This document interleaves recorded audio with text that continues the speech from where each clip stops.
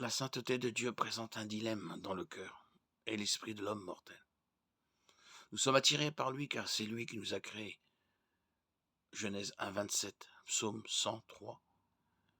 Mais en tant que créature intrinsèquement imparfaite, nous nous recroquevillons également dans la lumière révélatrice de sa gloire majestueuse.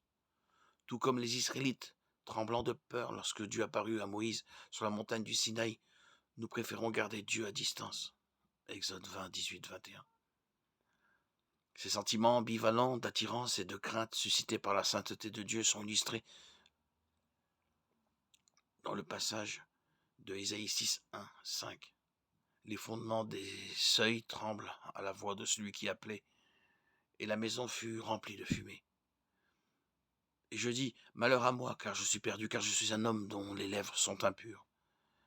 Et j'habite au milieu d'un peuple dont les lèvres sont impures, car mes yeux ont vu le roi, l'Éternel des armées. En présence du Seigneur, le prophète Ésaïe se tenait dans un émerveillement stupéfait. Mais la sainteté de Dieu le faisait reculer de crainte révérencieuse.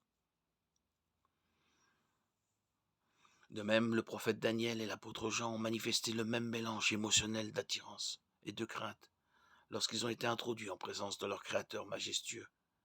Daniel 8, 17, Apocalypse 1, 17.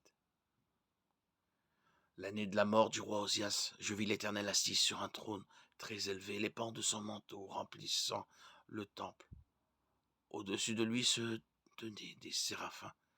Chacun avait 6 ailes, 2 dont il se couvrait le visage, 2 dont il se couvrait les pieds, 2 dont il se servait pour voler. L'un appelait l'autre et disait « Saint, Saint, Saint est l'Éternel des armées. Toute la terre est pleine de sa gloire. »